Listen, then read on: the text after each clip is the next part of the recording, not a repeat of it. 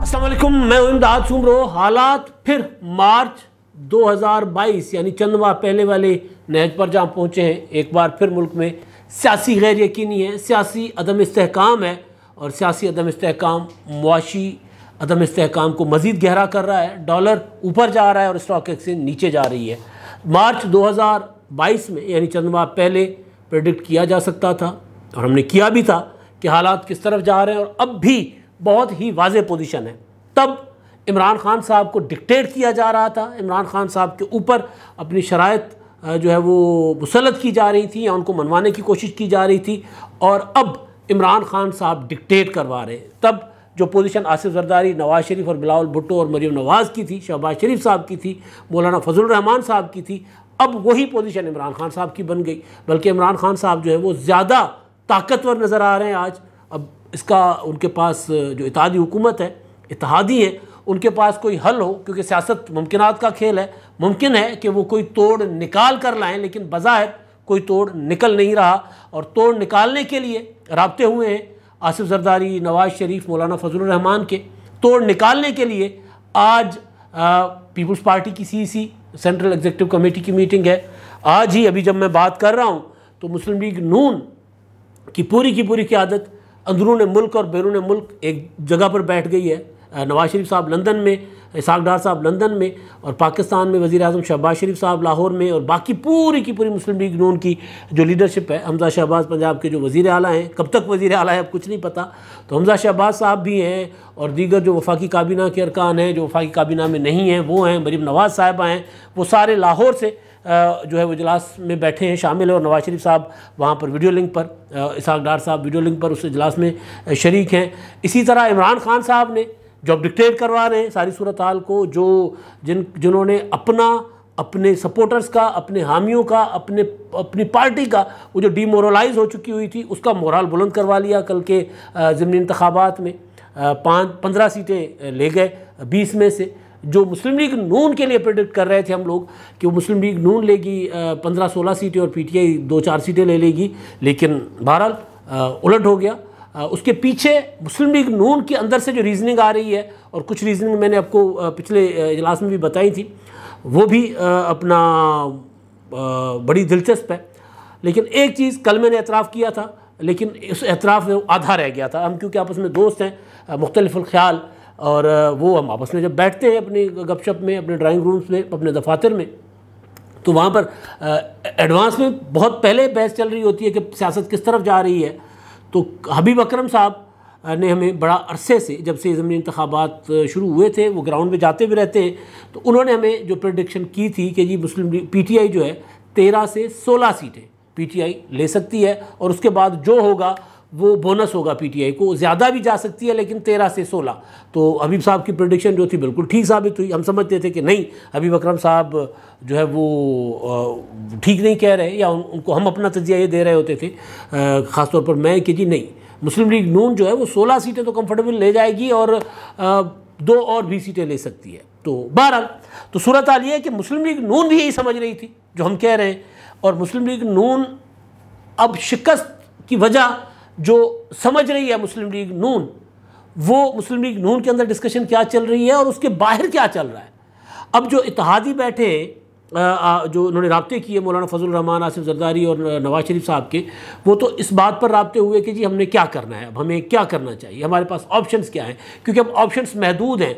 जैसे इमरान खान साहब के पास मार्च में तहरीक अदम एतमाद पेश होने और इमरान खान के मुनर्रिफ अरकान सामने आने के बाद ऑप्शंस महदूद थे, और फिर जब इत्तेहादी सामने आ गए तो इमरान खान साहब के पास ऑप्शंस ख़त्म हो गए थे। उसके बावजूद इमरान खान साहब ने जब आर्मी चीफ को और DGISI को मदद के लिए पुकारा था और उसमें जो डिस्कशन हुई थी उसमें 3 ऑप्शन डिस्कस हुई थी। एक ऑप्शन ये थी कि इमरान खान साहब तहरीक अदम एतमाद का सामना करें। दूसरी ऑप्शन ये थी कि जी अपना तहरीक अदम एतमाद वापस हो जाए और इमरान खान साहब जो हैं वो कर ले, इंतखाबात का ऐलान करें। और एक ऑप्शन ये थी कि इमरान खान साहब रिज़ाइन कर लें, सिर्फ रिज़ाइन कर लें और तहरीक अदम एतमाद ज़ाहिर खुद ब खुद गैर मौसर हो जाएगी, रिज़ाइन कर लेंगे तो उसके बाद अगला वज़ीर आज़म आएगा। तो खान साहब ने कहा था कि नहीं, मैंने वो जो ऑप्शन है वो तहरीक अदम एतमाद अपोजिशन वापस ले ले तो मैं इंतखाबात करवाने को तैयार हूँ। और उस पर अपोजिशन नहीं मानी थी। शहबाज शरीफ साहब ने इत्तेहादियों को कहा था कि जी हमारे पास ये ऑप्शंस आई हैं, आप बताएं क्या करें। तो उस वक्त इत्तेहादियों ने कहा था कि नहीं जी, अब तो हम बहुत अपना जीतने की पोजीशन में, अब हम क्यों पीछे हटे, अब कोई ऑप्शन हमारे लिए काबिल कबूल नहीं है। अब तहरीक अदम एतमाद या रिज़ाइन, दो ऑप्शन हैं। इमरान खान साहब सामना करें या रिज़ाइन करके चले जाएं, उनके पास वोट नहीं है। तो अब बिल्कुल वही पोजीशन इमरान खान साहब की है। तो अब इत्तेहादी सोच रहे हैं कि हमने क्या करना है। इमरान खान साहब ने कोई ऑप्शन नहीं दी। इमरान खान साहब ने कहा है कि जी रिज़ाइन कर, अपना असम्बलियाँ तोड़ें, इंतखाबात करवाएं, और कोई ऑप्शन नहीं है, साफ शफाफ इंतखाबात। अब ये हुकूमत, सियासी लोग हैं, मुमकिन है हम जो समझ रहे होते सियासतदान उससे 10 गुना आगे सोच और समझ रहे होते, वो क्या सोच रहे हैं। मेरा अब ख्याल ये है, मैं तहरीक अदम एतमाद के बाद इंतखाबात के हक़ में नहीं था। उसके पास मेरी रीज़न थी, सीधी साफ रीज़न थी कि अगर तहरीक अदम एतमाद के बाद फ़ौरी इंतखाबात में जाएंगे तो फिर पाकिस्तान डिफ़ॉल्ट की तरफ चला जाएगा। IMF के साथ मुआहदे किए बग़ैर अगर आप इलेक्शंस में जाते हैं तो 6 महीने आपको लग जाएंगे, और 6 महीने यानी 3 महीने ज़मीनी अपना इंतखाबात की जो कैंपेन के, और उसके बाद 3 महीने हुकूमतें बनेंगी, करेंगी, इंगेजमेंट होगी, तो IMF के साथ बातचीत करते करते 7-8 महीने लग जाएंगे। तब तक मईशत ये बोझ नहीं उठा सकती बग़ैर IMF के। दोस्त यार ममालिक ने भी इनकार कर दिया था कि IMF से ठप्पा लगाए बग़ैर हम आपको पैसे नहीं देंगे। तब मैं इंतखाबात के इसी रीज़न की वजह से कि मुल्क की मईशत जो है फ़ौरी इंतखाबात की मुतमिल नहीं हो सकती थी। लेकिन अब सूरत हाल जो वो डिफरेंट हो गई। अब IMF के साथ कदरे मुआहदा भी हो गया हुआ है। सूरत हाल काफ़ी मुआशी तौर पर पाकिस्तान अब मज़ीद अदम इस्तेहकाम का शिकार होगा जितनी देर लंबा खींचेगी अभी हुकूमत, क्योंकि इमरान खान साहब पंजाब ले लेंगे। पंजाब कोई तोड़ ये कोई इत्तेहादी हुकूमत हमजा शहबाज, नवाज शरीफ और शहबाज शरीफ निकाल ले, इमरान खान साहब को पंजाब ना दे, परवेज़ इलाही को वज़ीर आला ना बनाए, तो वो एक अलग है कि वो खींचातानी करें, लेकिन उसके बावजूद अदम इस्तेहकाम इसी तरह रहेगा। इमरान खान साहब पर चुप करके नहीं बैठेंगे, वो डिक्टेट करवाएंगे। तो उस वक्त इमरान खान साहब ने को 2-3 ऑप्शंस दी गई थी, लेकिन अब इस हुकूमत के पास इमरान खान ने एक ऑप्शन रखी है, और उसके अलावा इमरान खान साहब कोई ऑप्शन ना मानेंगे ना देंगे, तो डिक्टेट करवाने की पोजीशन में है। तो अब सवाल ये है कि होगा क्या। मुस्लिम लीग नून के इजलास में क्या होगा। पीपल्स पार्टी जो आर्किटेक्ट थी इस पूरे डिज़ाइन की, चला नहीं पा रहे, चल नहीं पा रहा। पीपल्स पार्टी का कसूर है, मुस्लिम लीग नून का कसूर है, इत्तेहादियों का आपस में फुकदान है, या इमरान खान साहब अपना बयानिया इतना तेज़ी के साथ ऊपर लेकर गए हुए हैं कि वो सिर्फ 2-3 महीने के अंदर अंदर नज़र आ रहा है कि जी इत्तेहादी जो है वो नाकाम हो गए। रीज़न क्या है, वो सारा कुछ अब सोचा जा रहा है इजलासों में। अब पीपल्स पार्टी क्योंकि बराह रास्त मुतासिर तो है, लेकिन जो पंजाब में स्टेट पीपल्स पार्टी का इतना बड़ा नहीं था जितना मुस्लिम लीग नून का है, तो मुस्लिम लीग नून ज़्यादा सोच रही है इस मामले पर। अब मुस्लिम लीग नून के जो मैंने थोड़े से बम्बू मारे हैं मुस्लिम लीग नून के अंदर, उसमें कुछ चीज़ें मैंने आपको पहले भी बताई थी। एक ये था कि मुस्लिम लीग नून जो है वो उन्होंने इलेक्शन कैंपेन जो है वो उस तरह, मरीम नवाज़ ने जलसे बहुत किए, लेकिन जो इलेक्शन कैंपेन जिस तरह के इमरान खान साहब या जिस तरह का बयानिया उठाकर चल रहे थे, फिर मुनर्रिफ अरकान थे मुस्लिम लीग नून के, तो उनकी जगह नाराज़ लोग जो थे, उन नाराज़ लोगों को मनाने के लिए मुस्लिम लीग नून ने कोई खासा काम नहीं किया था। एक होता है ना, वो मैंने आज एक मुस्लिम लीग नून के जो कोर टीम है इलेक्शंस की थी, उसमें से कुछ लोगों से मेरी बात हुई, तो वो खुद यही बात कर रहे थे कि हमारे पास हमें जो जिस चीज़ ने नुकसान पहुँचाया है, महंगाई ने तो पहुँचाया है, लेकिन महंगाई से ज़्यादा नुकसान पहुँचाया हमारे उन अरकान ने जिनको हमने, उम्मीदवारों ने, जो पिछले इलेक्शन में मुस्लिम लीग नून के टिकट होल्डर्स थे मुनर्रिफ अरकान के सामने, और उनकी जगह हमने मुनर्रिफ अरकान को टिकट दे दिया। तो उनको एतमाद में उस तरह नहीं कहा गया कि जी हम इनको टिकट दे रहे हैं। अच्छा, किसी ने इनकार किया, कोई मान गए, कोई जाकर PTI ज्वाइन कर लिया, लेकिन जो मौजूद थे मुस्लिम लीग नून के साथ, या जो बराह रास्त इलेक्शन नहीं लड़ रहे थे, जिन्होंने PTI ज्वाइन नहीं किया था, जिनको मनाया जा सकता था, वो नहीं काम किया गया। उनको बुलाया गया जी, हमजा शहबाज साहब ने कहा कि जी आ जाएं, बैठे, थपकी दी कि जी आप हमारे साथ हैं, ये कहा आप हमारे साथ हैं। उन्होंने कहा जी मैं आपके साथ, अच्छा जी, वो चले गए। उन्होंने जाकर दिल से काम नहीं किया। शहबाज शरीफ साहब ने मुलाकात कर ली, उनको ये अपना 180H लाहौर में जो मॉडल टाउन है वहाँ बुलाया गया।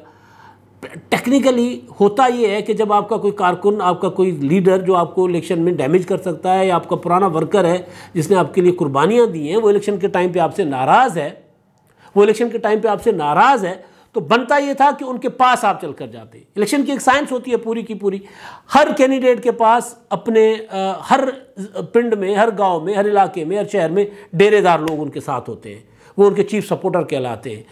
वो अगर वो उनको साथ लेकर चलना, फिर उनको इज्जत देना। जी डेरेदार कहता है वाह जी चौधरी साहब तुसी सारी जिंदगी मुस्लिम लीग नून दे नाल कट लई, उन्होंने ताड़ा मुखालिफ ताड़े सिर ते बिठा ले, ताड़े को पुछा ही नहीं, ताड़े को चल के नहीं आए, तो वो मारा जाता है बेचारा।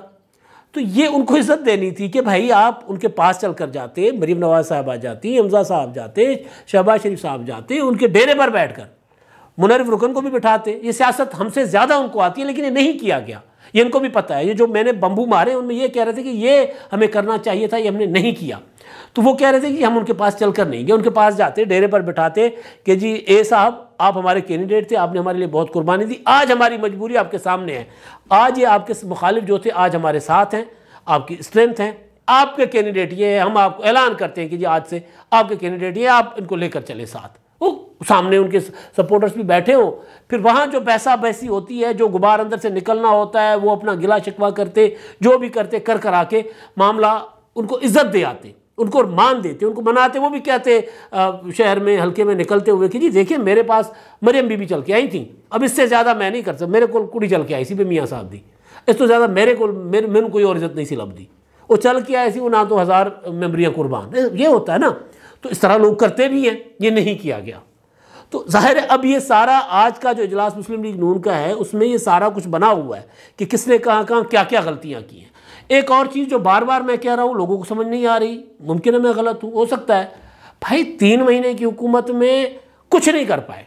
3-4 महीने की हुकूमत में कोई गवर्नर नहीं लगाया पंजाब के अलावा, काबीना पंजाब में नहीं बनाई, जहाँ इलेक्शन हो रहे थे, इत्तेहादियों को उसी तरह वो इत्तेहादियों के साथ वो चलना होता है। कोई मतलब अच्छा नवाज शरीफ साहब का खिताब ही नहीं हुआ ज़मीनी इंतखाबात में, नहीं करवाया, या बहुत ओवर कॉन्फिडेंट थे, या पता नहीं मुस्लिम लीग नून मतलब समझ ही नहीं आई। अब हो ये रहा है, मज़ीद सोने पे सुहागा, अब हो ये रहा है कि जी गुड कॉप बैड कॉप दोबारा शुरू हो गया। मैं पहले भी ये बात मैं आज नहीं कर रहा कि कोई मरे हुए को मैं नहीं मार रहा, मैं पहले भी शुरू से ये कह रहा हूँ कि सियासत मुझसे ज़्यादा बेहतर आती है नवाज शरीफ को, मुझे तो बिल्कुल नहीं आती। मैं तो तनकीद और तजिया कर सकता हूँ ना, नवाज शरीफ हो, मरीम नवाज हो, हमजा शहबाज हो, कोई भी पॉलिटिकल वर्कर एक गली मोहल्ले की जो सियासत करता है वो हमसे ज़्यादा समझदार होता है। लेकिन हम ज़ाहिर तजिया कर रहे होते, चीज़ों को देख रहे होते, तो उस पर बात करने का तो हक होता है।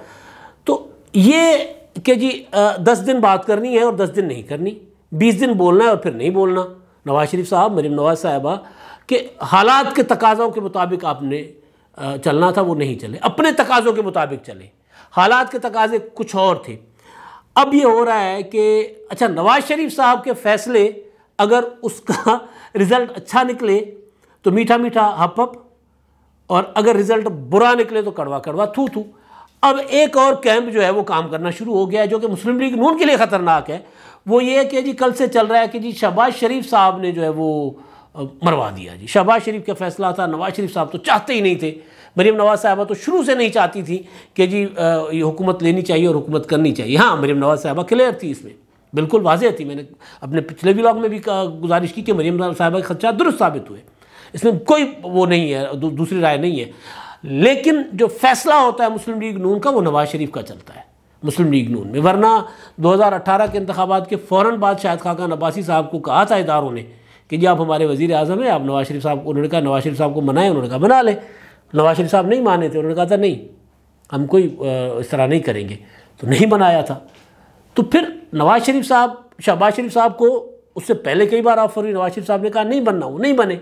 जब नवाज शरीफ साहब को खुद लगा ये फैसला नवाज शरीफ साहब का था, और ये खबर मैंने आपको दी थी तहरीक अदम एतमाद पर, जब मुस्लिम लीग नून ने आमादगी का इजहार किया था, तब मैंने जब बम्बू शंबू मारे थे अपने सोर्सेज को, तब मैंने सबसे पहले मैंने ही आपको खबर दी थी कि नवाज शरीफ साहब एक खौफ की वजह से नवाज शरीफ साहब तहरीक अदम एतमाद पर माने हैं। वो क्योंकि मैंने कहा यही पता किया था ना कि जी नवाज शरीफ साहब कह रहे थे कि यार इसको अब 2023 तक जाने दें इस हुकूमत को, हम क्यों ये मुल्क जो है वो कंगाल करने जा रहा है, और हम क्यों आकर अपना बेड़ा गर्क करें, हम क्यों अपना सियासत का जनाजा निकालें। तो मैंने कहा अब क्या हो गया ऐसा, तो मुझे मेरे सोर्स ने कहा था, बताया था कि जी वो नवंबर से पहले हुकूमत गिराना चाह रहे हैं। मैंने कहा जी नवंबर से पहले क्या हो जाएगा, उन्होंने कहा कि जी नवंबर तक इनको डर है कि नवंबर आर्मी चीफ साहब की एक्सटेंशन हो जाएगी, ख़त्म। तो नवंबर तक से पहले अगर हुकूमत नहीं गिरेगी तो इमरान खान जो है नवाज शरीफ साहब को लगता है कि DGI फैज़ हमीद साहब को लगा देंगे, और फैज़ हमीद साहब के मुतल्लिक जो चीज़ें सामने आ रही थी वो सबके सामने थी, साबिक DGI सबके सामने थी। मरीम नवाज साहबा ने उनके खिलाफ पिटिशंस की हुई हैं, उन्होंने प्रेस कॉन्फ्रेंसेस की हुई हैं, नवाज शरीफ साहब ने उनके नाम लिए हुए हैं, बिल्कुल उनका अपना मुखालिफ बने हुए थे उनके जो भी एक चीज़ थी पॉलिटिकली। तो नवाज शरीफ को लग रहा था कि जी वो आ गए तो फिर ये तो 20 साला मंसूबा जो इमरान खान साहब का वो पूरा हो जाएगा। पीपल्स पार्टी पहले से ही तहरीक-ए-कदम-ए-एतमाद की थाली हाथ में पकड़कर और मेहंदी शेंदी सजाकर चल रही थी, तो वो स्ट्रेटजी पर तहरीक-ए-कदम-ए-एतमाद की तो ठीक थी, लेकिन तहरीक-ए-कदम-ए-एतमाद के बाद हुकूमत किस तरह चलाई जाए, पंजाब में क्या होना है और इलेक्शन कैसे लड़ना है, वहाँ आकर ये मार खा गए। तो अब हुआ ये कि जी कहा जा रहा है नवाज शरीफ साहब माने खुद, नवाज शरीफ साहब को खुद लगा, और नवाज शरीफ साहब की हमने नवाज शरीफ साहब के करीबी साथी जो नवाज शरीफ साहब के मुशीर हैं उन्होंने इस बात की तस्दीक की थी कि हाँ हमने इस वजह से किया था। फिर ऑन रिकॉर्ड आ गए थे खुर्रम दस्तगीर साहब कुछ अर्सा पहले कि जी इन्होंने तो फिर हमें अंदर कर देना था, हमें तो सबको नायल करके, और इमरान खान साहब का मंसूबा ये था, कोई जमहूरी मंसूबा नहीं था। स्ट्रेटजी बिल्कुल ठीक थी नवाज शरीफ साहब की भी कि यार अगर ये हो गया और उन्होंने आके कानून शानून बदल दिए, जिस तरह करते हैं मुशर्रफ साहब ने किया था, ज़िया उल हक ने किया था, जिस तरह वो करते अपनी मर्ज़ी की तरामीम कर दी, सबको नायल कर दिया और फिर कानूनी तौर पे कर दिया।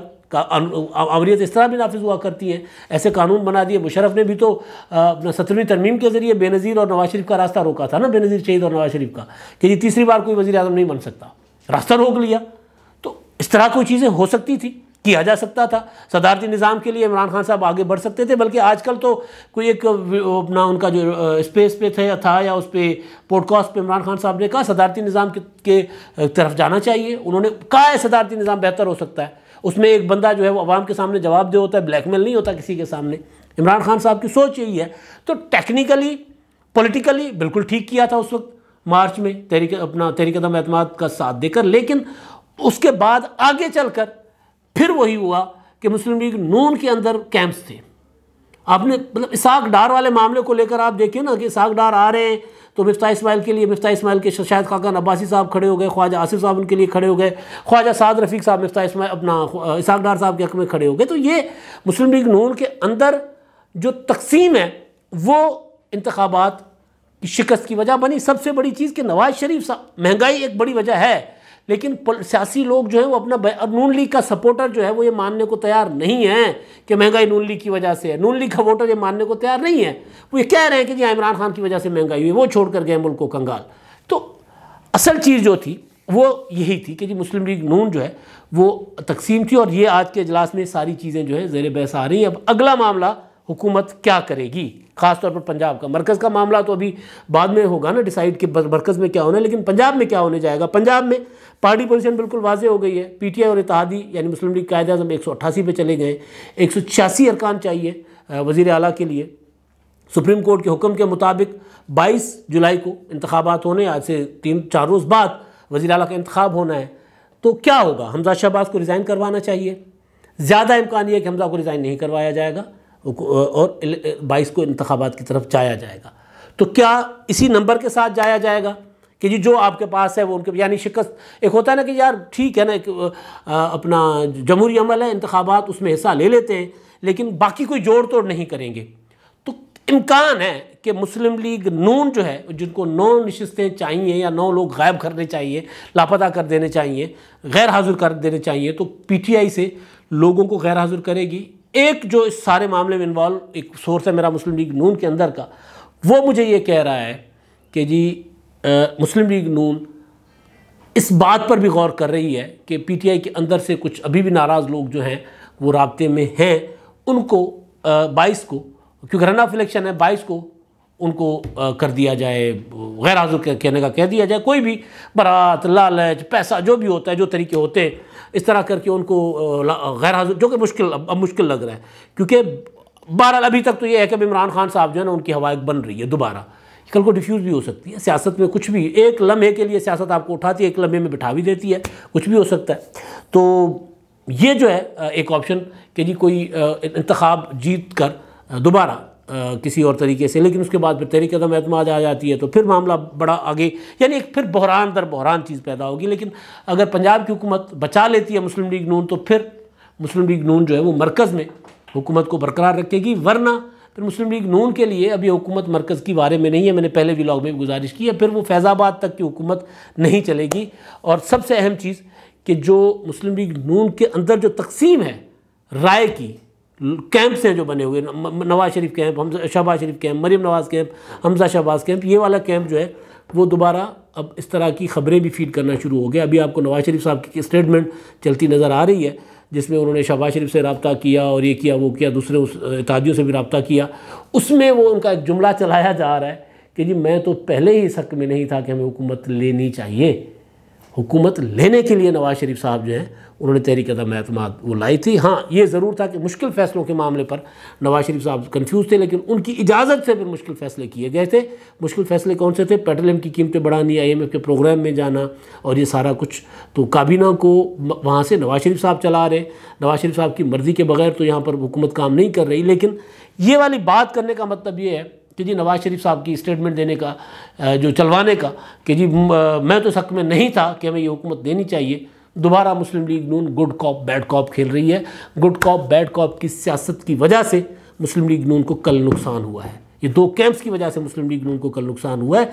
ख़ानदान के अंदर तो हो सकता है कि ये सोचा जाए कि हमने दिखाने के लिए ये कर रहे हैं लोगों को, लेकिन लोगों तक, पब्लिक तक उसका मैसेज पॉलिटिकली बहुत मनफी जाता है, जिसका नुकसान मुस्लिम लीग नून को हुआ है। अभी भी अगर ये जो कमज़ोरियाँ हैं मुस्लिम लीग नून की, जिसका अभी इजलास में जिस पर बहस हो रही है, मुशावरत हो रही है, उसको ओवरकम कर लेगी तो मुस्लिम लीग नून आज भी पंजाब की बड़ी ताकत है। लेकिन अगर इसी तरह करते रहेंगे मुस्लिम लीग नून वाले इस पॉलिटिक्स तो फिर ज़ाहिर है नुकसान ज़्यादा हो जाएगा। अब तक के लिए इतना ही। अल्लाह हाफ़िज़।